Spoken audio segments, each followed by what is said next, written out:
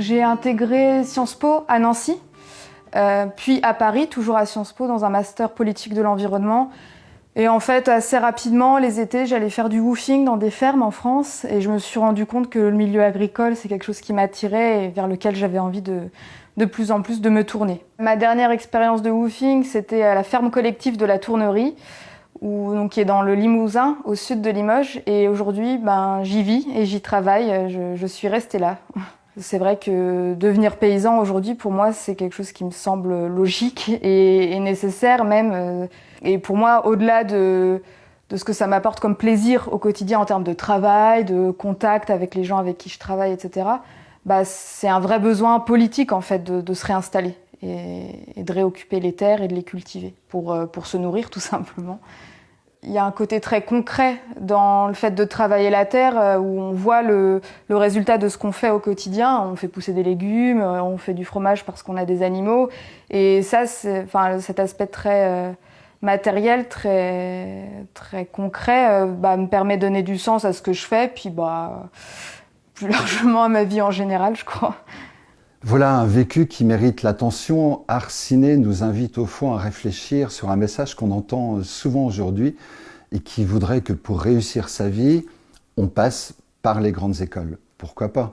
Cela dit, on peut imaginer aussi déployer l'enseignement supérieur en milieu rural pour faciliter l'accès à ce dernier aux jeunes ruraux, en associant bien sûr les acteurs de la formation et les socio-professionnels. Vivre et s'épanouir en milieu rural, Art Ciné nous le confirme. D'autres voies s'ouvrent. Regardons par exemple le service civique et la formation en alternance.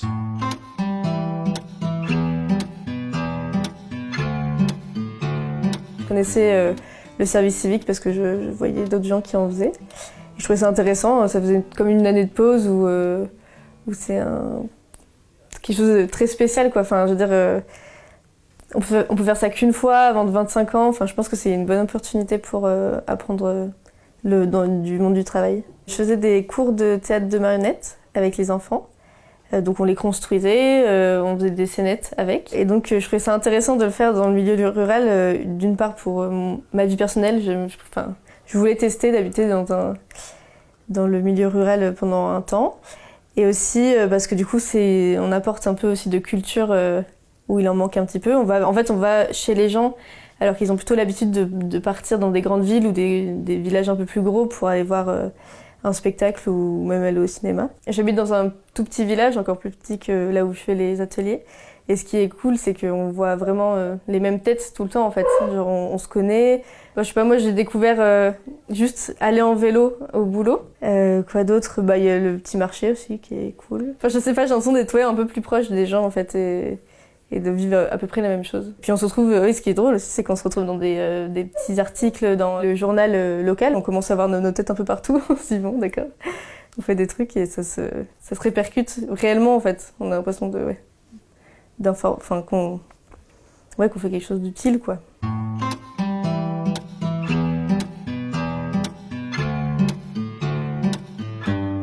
Alors, l'intérêt pour nous de faire une formation par alternance, c'est d'être toujours à l'école, de toujours apprendre, mais d'être en même temps sur le terrain. On est acteurs de cette formation-là, puisqu'on met en place ce qu'on a appris et c'est nous qui faisons quasiment tout le déroulé en stage. C'est nous qui gérons la plupart des choses qui nous sont confiées. Moi, j'ai choisi une formation en alternance, déjà parce que ça nous permet de mettre un pied dans le monde professionnel, donc on a plus confiance en soi. Et aussi parce que ça nous permet de créer un réseau d'acteurs pour le domaine dans lequel on voudrait travailler par la suite.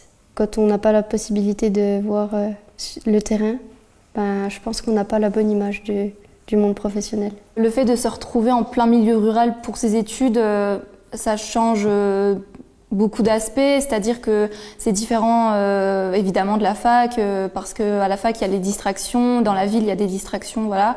Là on est vraiment en plein milieu rural, mais c'est tout aussi bien puisqu'on peut vraiment se concentrer sur ses études et et c'est pas plus mal. On n'est pas dans la réaction de la ville à tout le temps être en plus entouré de plein de choses qui se passent le matin, devoir prendre le RER à telle heure et de devoir arriver à telle heure, à tel endroit.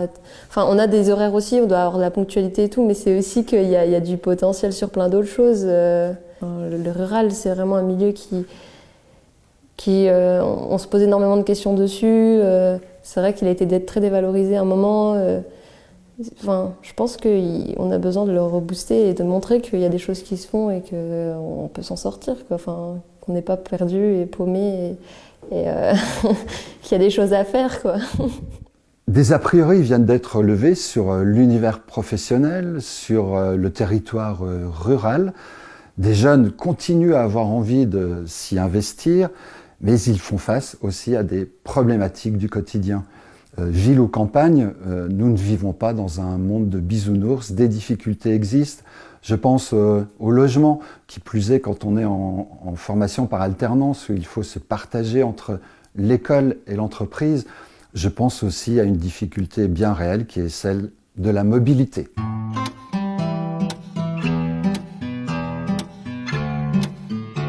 Je cherchais un logement pas trop cher et où je pouvais aller pour 2 semaines par mois. Donc je suis en alternance à l'IUT de Saint-Dié et je voulais pas payer un studio 300 € par mois pour rester juste 15 jours.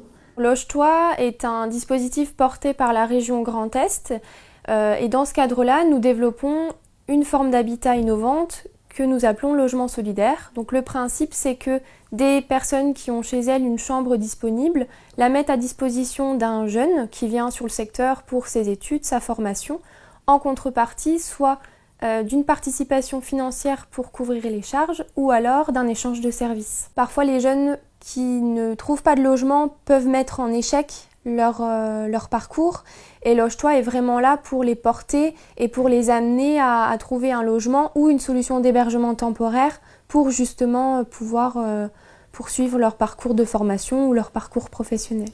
C'est une bonne option, une bonne solution pour s'héberger et on partage vraiment une nouvelle expérience avec l'habitant. C'est comme une nouvelle famille, c'est vraiment génial. Bien souvent, le binôme en fait, jeune et accueillant garde contact bien après la période où le logement solidaire a eu lieu.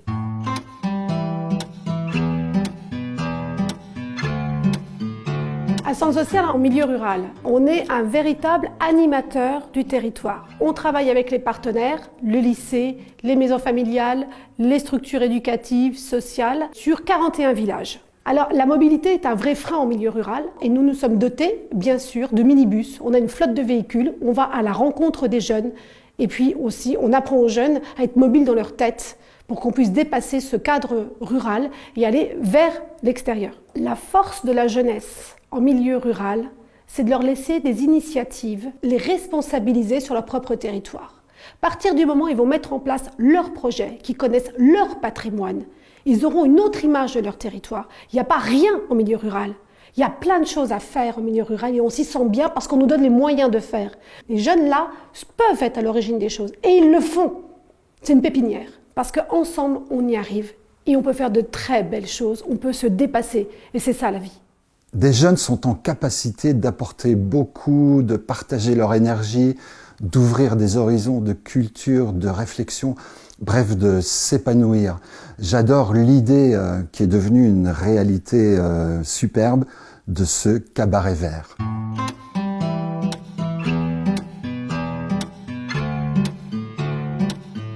Donc le cabaret vert, c'est né d'une bande d'amis qu'on avait un petit peu marre d'entendre qu'il se passait rien dans les Ardennes alors qu'on sait que c'est totalement faux. Et c'est de là que c'est né le cabaret vert, cette idée de festival et de rassembler toutes les forces du département dans le même sens. À la base, le profil, donc, c'est des jeunes qui ont une vingtaine d'années.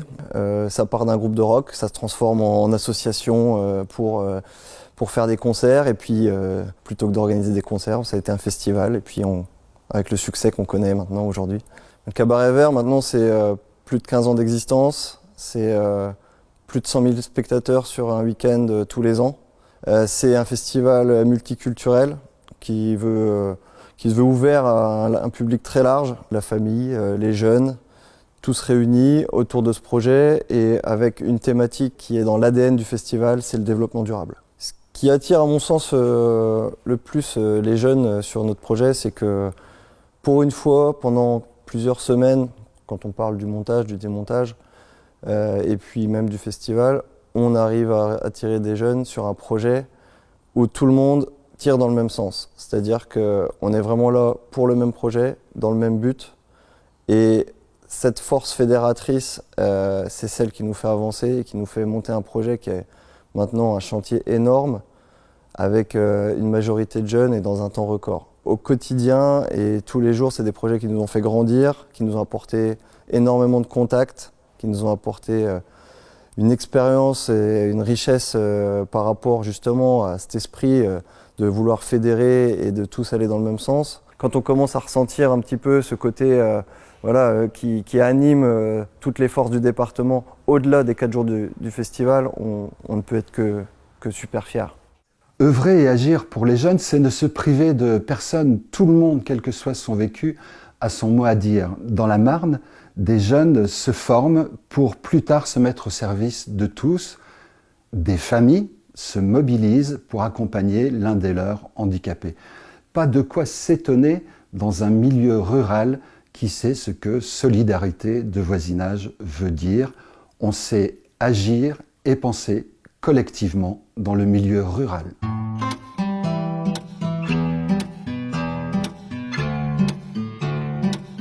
Les jeunes que nous accueillons ici, donc à la maison familiale de Vertu, ce sont des jeunes de tout horizon qui viennent sur le territoire. Et puis ce sont des jeunes de niveaux différents, de classes sociales différentes, et ça fait la richesse de notre travail. Et puis on accueille aussi les jeunes en situation de handicap, parce qu'à la maison familiale, on a donc l'inclusion qui est mise en place, et ça c'est une de nos valeurs fortes. Le jeune, il est au cœur de notre métier.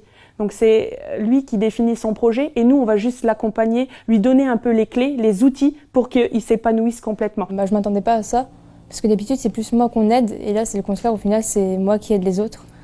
Du coup c'est plus intéressant.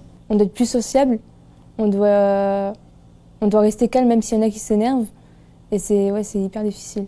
C'est plus mature, personne ne se juge entre nous, du coup c'est mieux. Donc même pour le stage, on s'en rend compte que c'est aussi une difficulté pour les familles d'emmener leurs jeunes à un endroit pour aller sur le lieu de stage. Donc ça demande un trajet et ainsi de suite. Et en fait, ça devient aussi une solidarité parce que les familles, elles s'entraident entre elles. Et donc voilà, ça fait que y a pas de problème en soi de ruralité. Pas du tout même. On pourrait penser que c'est aux habitants de se bouger pour créer de l'initiative. Alors moi, je réponds 2 choses à ça. C'est que d'une part, c'est d'une pensée déterministe, c'est-à-dire que on est ce qu'on veut être. Or, la sociologie a montré que ce n'était pas le cas et que on est ce que notre famille est. Et on peut être ce qu'on veut être à condition d'en avoir la possibilité et d'en trouver les ressources et les moyens, ce qui n'est pas la possibilité de toutes les familles du milieu rural dans lequel nous vivons. Et la deuxième chose, c'est qu'il existe des initiatives locales et il existe des gens qui souhaitent se bouger pour les faire vivre. Encore faut-il qu'ils aient la possibilité de communiquer et d'être vus, parce que on peut faire des millions de mouvements, mais si personne ne les regarde...